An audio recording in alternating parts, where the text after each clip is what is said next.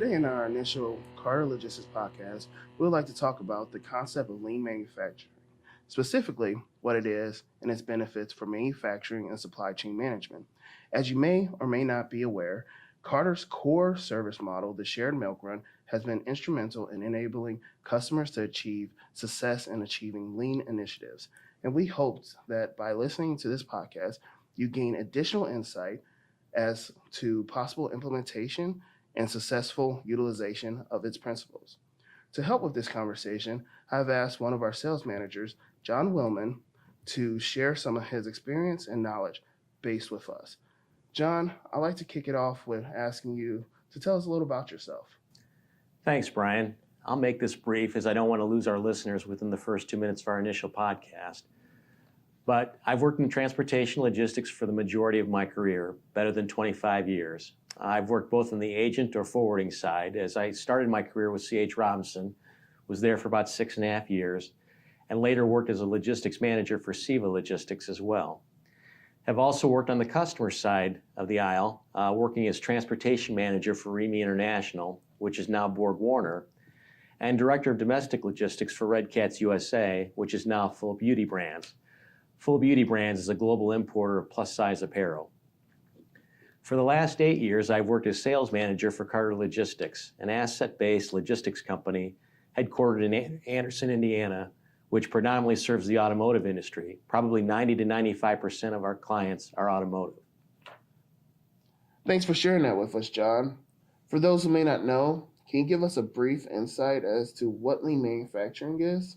Sure, Brian, that's a great place to start. So by definition, lean manufacturing, or simply lean, is a systematic method for waste minimization within a manufacturing system without sacrificing productivity. The Japanese term for waste is muda.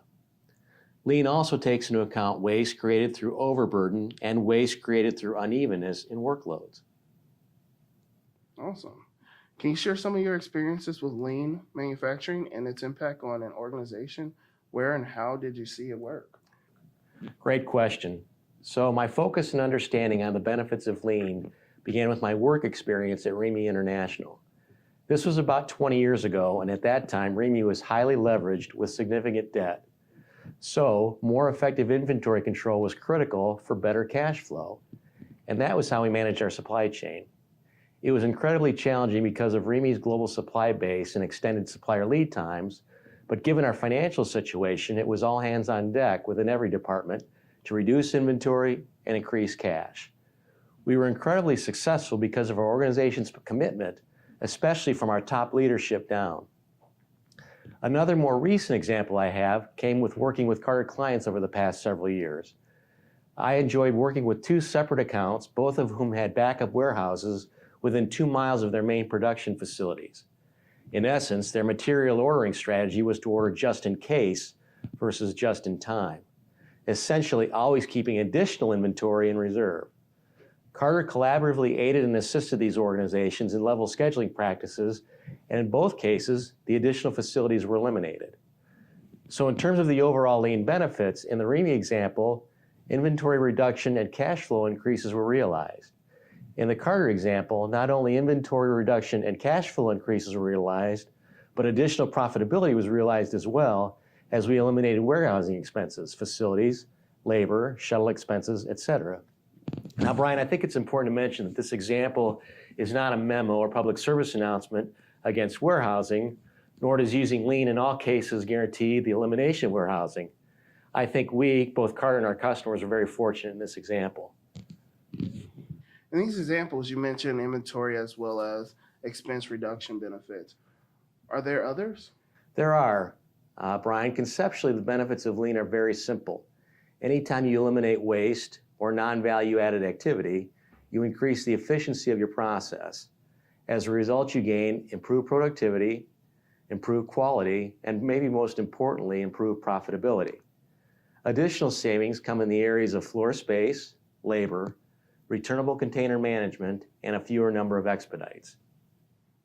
Talk a little bit more about returnable container management and its role within lean.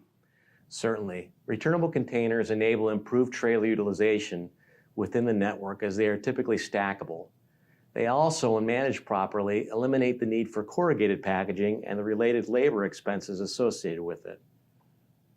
Don't you have to consider additional transportation expense in getting these returnable containers back to the supply base? That's an excellent question. And in a standard conventional LTL model, that answer is yes. You would ship product in returnable containers to the manufacturer, and after some period of time, ideally before the supplier ran out, you would set up additional transportation back to those suppliers. One of the benefits Carter has been able to offer its clients is closed-loop round-trip routings. In other words, each time Carter makes a customer delivery, they collect any returnable containers owed back to the supplier. Then on the next visit or collection route for that supplier, their returnables are delivered. You also mentioned a potential reduction in the number of expedite shipments. How is this accomplished? So, Brian, a key premise to lean is level inventory scheduling maintained through daily shipping. If quantities are consistent with minimal variance each day, the need for expedited transportation goes away. Another benefit to consider is that if you are at a supplier daily, you are able to recover any lost material from the day before, sort of like built-in exception management. This flexibility, in terms of recovery, also minimizes the need for expedited transportation. Awesome. So, lean eliminates the need for expedite transportation completely? Great question again. That answer is actually no, which may surprise you. This was another lesson I learned at REME. As transportation manager, I was coached that the transportation budget was my responsibility, and because of this, I should treat it as my own personal checkbook. As such, expedited transportation was a major expense I had to write checks for, so as you can imagine, my goal was to reduce it wherever possible. However, and the lesson learned is that I was also coached that if you don't carry at least some expedited transportation expense within your budget, you're actually carrying too much inventory. It's good to know. So, how do manufacturers make their supply chain leaner, or I like to say more efficient? Excellent. Well, this is at a very high level, Brian, but fundamentally the building blocks are as follows. First, have complete understanding of supplier lead times. Ask yourself the question, how long does it take to get material from my supplier's door to mine based on a standard routing? Next, determine appropriate safety stock levels. Plan for regular level scheduling, replenishment accordingly. Here the question is, if I had no more inventory in my pipeline, how long before I am lined down? Third, create a routing plan for each supplier, be it truckload, less than truckload, LTL consolidation, dedicated or shared milk run, etc. Here you're asking, what modes of transport are most effective in terms of transit time and cost? And finally, develop proper contingency planning by each supplier to allow for exceptions. In other words, when something goes wrong, and it usually will, how do I recover? So, John, as a carrier, what accountability do we have in the process? Another great question. So in terms of design and development, your carrier will only be as strong as the data provided and shared. At Carter, we frequently do network analysis for our current and prospective clients as a value-added service. And we have been successful when the data sampling is most recent and credible. In terms of performance, it's critical that your carriers have a complete understanding and commitment to JIT expectations as well as on-time delivery. In both cases, as far as Carter is concerned, we like to think of ourselves and our team of analysts as personal extensions of our customers' transportation and logistics departments. So how do we measure this accountability? Well, at a very high level, collaboratively, with the help of your carriers, you develop effective KPI measurements, and then you continually review these KPIs no less than quarterly each year. On later podcasts, we'll discuss KPIs in more detail. You talked a great deal about the obvious benefits associated with lean, but what are some of the challenges a supply chain manager might face when building a program? Thanks, Brian. I don't want to lead our listeners down the path that lean is all rosy and smiles. There's challenges that we need to take into consideration as well. First and foremost is data integrity. What information do we have at our disposal in order to make sound decisions concerning our supply chain? What are our company's mechanisms for retrieving and storing those critical data elements? Two is manpower. In many cases, companies are working with several hundred suppliers, and their supply chain teams may have 2 to 3 members at most. The sheer volume of suppliers alone makes it very difficult to manage. 3, supply chain visibility. When companies are leaned out, customers need up-to-date current part status and expected ETAs to their manufacturing site, often in real time.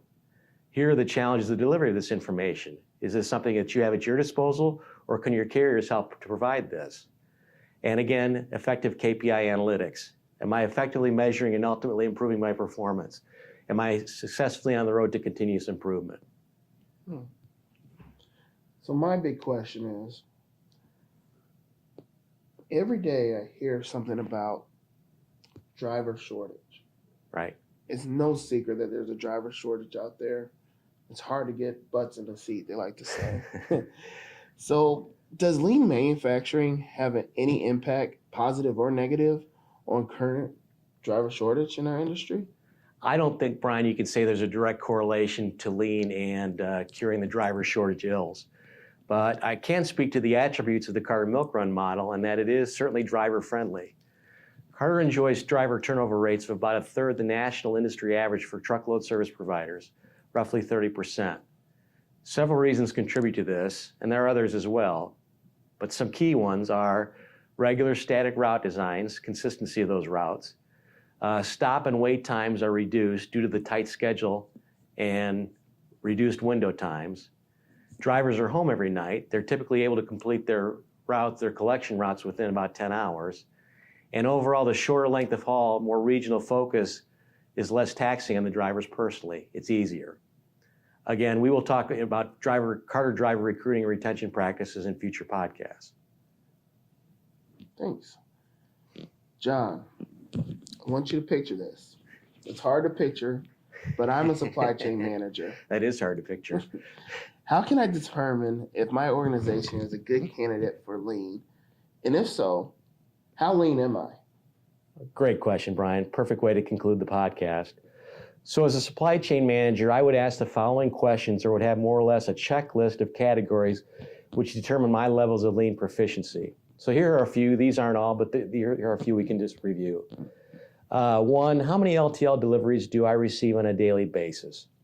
Okay, multiple deliveries throughout the course of a shift equal labor hours that have to be allocated accordingly. I guess the question would be, could you gain efficiency by receiving one trailer containing a consolidation of all LTL volume?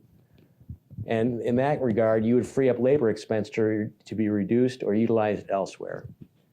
How much floor space and how many dock doors am I currently using to receive material? Here the focus is on resource allocation in terms of space. Ideally, you'd receive level inventory quantities daily and utilize as few dock doors and less floor space as possible. Again, freeing up that space for better utilization in other areas. 3, your safety stock considerations. Here, lead time come into play.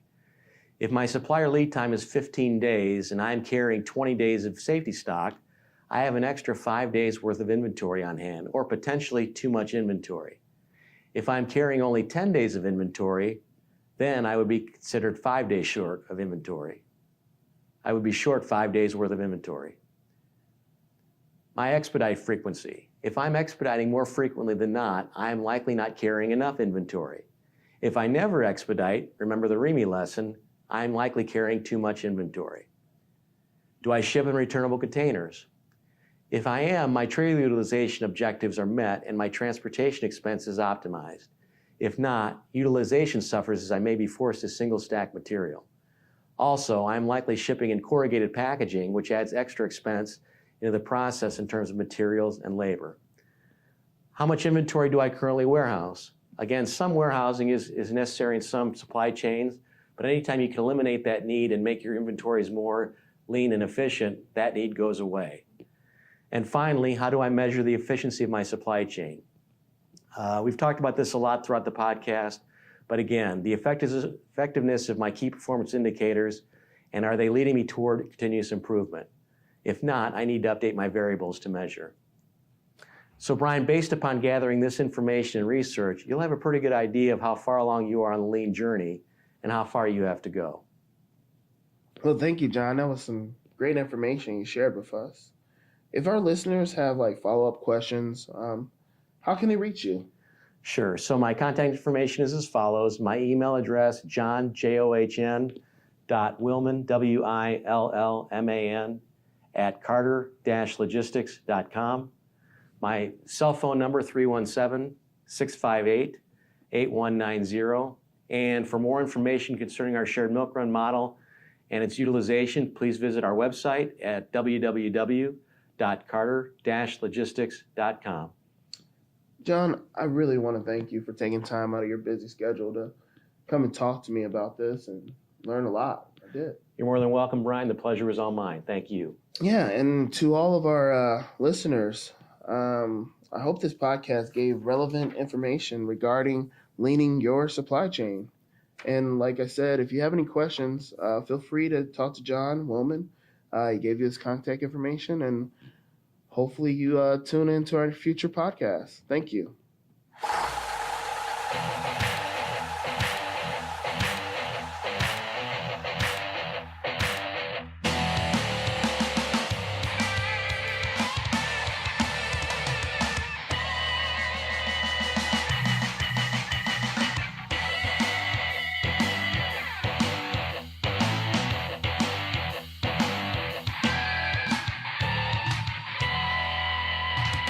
Thank you for listening to the Wheels in Motion podcast with your host, Brian. If you have any questions or requests for an upcoming episode, please email us at marketing@carter-express.com. Special thanks to Carter Express and Carter Logistics. Music for this podcast was composed by Phil Larson. Check him out at phillarson.net.